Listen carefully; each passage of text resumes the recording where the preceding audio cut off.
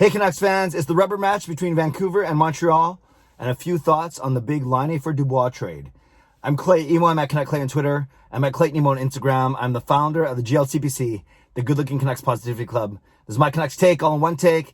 It's Clay's Canucks commentary for Saturday, January the 23rd. This is where you get Canucks insight that's positive and timely. I'm excited. Early game, and I know some people don't like that.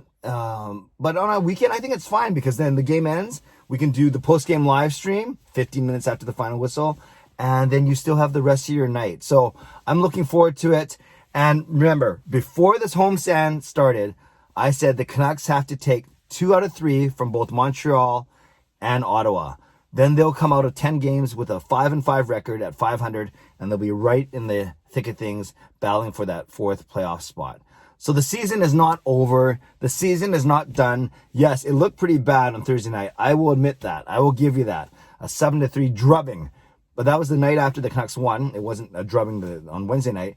But it's 1-1. If the Canucks come up with a really gutsy, good, strong, disciplined effort tonight, they can win tonight. They could win tonight. They will win tonight if they do all those things. But that's a big ask, of course, against a very talented and very confident Montreal team right now. But don't forget, like I said, if the Canucks win tonight, then they move to 3-4, and then they have Ottawa coming to town. They're a resilient group, but I'm not sure that they're better than the Canucks. So 2 out of 3 from Ottawa seems very possible. So yes, eyes on the prize, big picture. Canucks can be 5-5 by the end of next week. Tweeted out yesterday, interesting schedule anomaly, that the Canucks are the only team that through the first 9 nights of the season had played 6 times already. That's a lot. 6 games in 9 nights. They're the only team. So I wouldn't blame them if they're fatigued already or a little banged up or lack of practice time. In fact, the Canucks don't have a 2-day gap between games until the first week of February.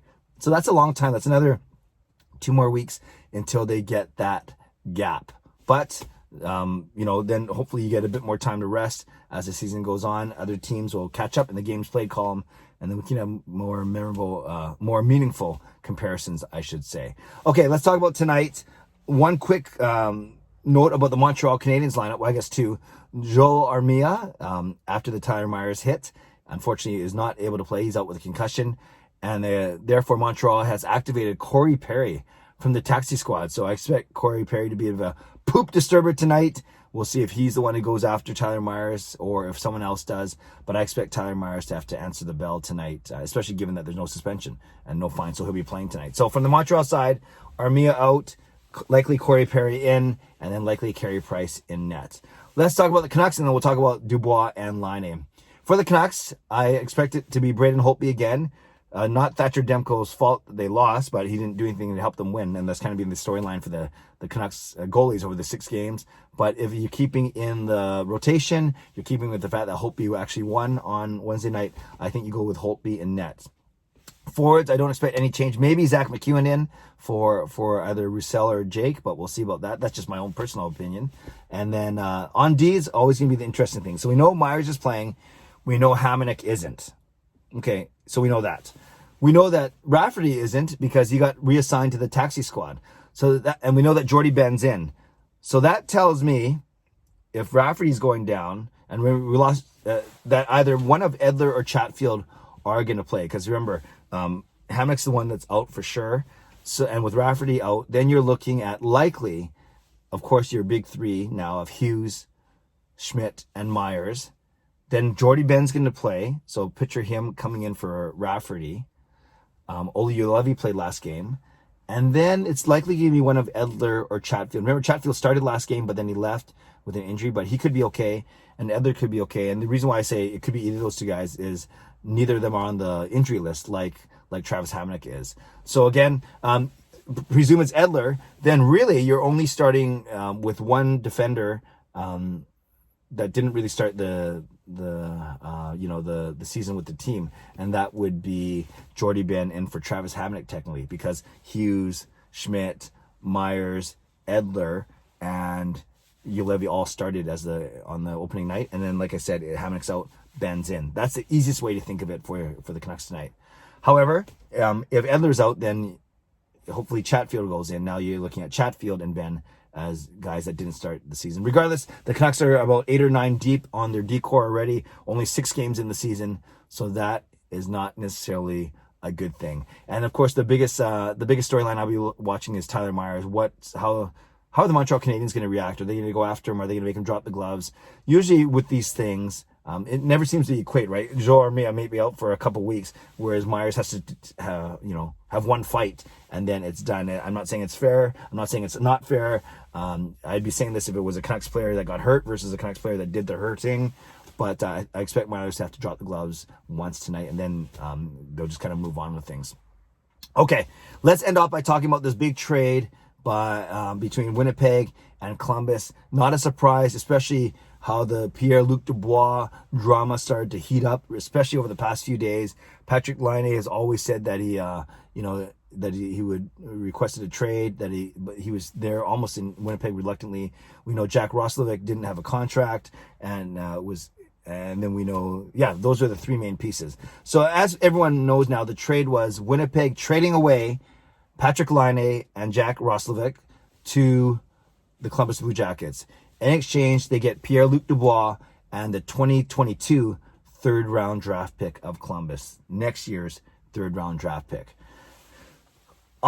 Usually when you analyze a trade, you say whoever got the best player in the trade won the trade. But there's debate already who the best player is in this trade. It's kind of fascinating. Patrik Laine was the 2nd overall pick in 2016 behind Austin Matthews. Pierre-Luc Dubois was the 3rd overall pick behind Austin Matthews and Patrik Laine in that 2016 NHL entry draft. So from a, whatever you call it, value marquee standpoint, it's a swap. Basically, Laine picked 1 pick higher, though. I remember I wanted Dubois or Puljujarvi, but they both went before Olli Juolevi. The Canucks picked Juolevi that year. Then you have Jack Roslovic, who hadn't signed, but now inked immediately, and part of the deal, a 2-year deal with Columbus, $1.9 million a year. And then the draft pick going the other way. Now, you could argue that Roslovic's better than a 3rd-round draft pick because you simply don't know what a 3rd-round draft pick is going to be. And then you add in the fact that to make the salaries work, Winnipeg is going to pay 26% of Laine's salary, both salary cap and actual salary, to make the salaries work between Dubois and Laine. So on paper, I would argue that Columbus did better on the trade because even if you call Laine and Dubois a wash, I actually really like Laine's game. I get that Dubois is a center though, and centermen are more valuable than a winger. I get that.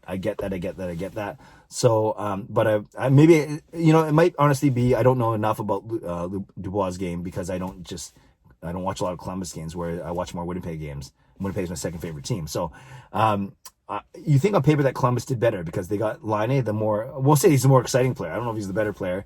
They get a proven commodity in Roslovic, and then they also they have Winnipeg pay 26% of Laine's salary. On the Winnipeg side, you could argue they got a 2nd-line center, could be a 1st-line center one day, and they have a draft pick. But at least they have a bit more certainty in that Dubois signed for 1 more year after the season, whereas Patrik Laine is a free agent after the season. So the big storyline will be, will Columbus be able to retain him after the season? Because if they aren't able to, then it looks like a big loss for Columbus, given that means they got Laine for half a year, or basically 1 season, and they get Roslovic as well, but then they're giving up what you call a franchise, at least 1 or 2C. So it really depends on how you look at it. I think the majority of feedback I've seen is that Columbus won this trade, but I would love your opinion down below. Now, how does this affect the Vancouver Canucks? You guys know I try and tie storylines into the Vancouver Canucks because this is a Vancouver Canucks vlog. Well, now we won't be seeing Patrik Laine this season, but we will be seeing Pierre-Luc Dubois, and with Winnipeg, obviously. And it's interesting, given the 2-week quarantine, Dubois coming from the States to Canada, that means he will not be available for the start of the Canucks' first series against Winnipeg, which starts a week from tonight on January the 30th, when the Canucks are in Winnipeg right after they play Ottawa 3 times. So if the 14-day rule stands, and today is the 23rd, technically, he won't be ready to go to about the 6th, February 5th or 6th. So he might miss the majority or all of that game. I think it's a 2 or 3 game set between Vancouver and Winnipeg. So we might not see Dubois in a Winnipeg Jets lineup, at least against the Canucks, until the next time we play Winnipeg. I didn't look up when that is, but the first time starts on the January 30. I think it was January 30, then February 1, and then maybe a game after that. So something to keep in mind as well. So Canucks fans, leave a comment below. Tell me how you're feeling about tonight's game. Give me a score prediction. I'm predicting the Canucks win 4-2. Remember, I'm going to say that until they actually win 4-2. Tell me if you think Meyer's going to have to fight. Tell me if Corey Perry's going to do anything. And then give me your thoughts on this Dubois for Laine trade. There's more parts, of course, but those are the 2 headliners in this massive trade between Winnipeg and Columbus. Let me know who you think won the trade maybe today and who do you think will win it in the future. Leave a comment. I love to read, react, and reply. And don't forget to join me for my post-game live stream 15 minutes after the final whistle. So likely somewhere between 6:45 and 7 p.m. tonight, early start. And I'd love to chat hockey with you. And I expect a big crowd, given it'll be earlier in the night. In the meantime, subscribe if you like to. Like this video if you like to. Stay safe, stay healthy. Take care of yourselves and take care of each other. Have a great day. Enjoy the Canucks game. And we'll see you in a few hours. God bless and go Canucks go.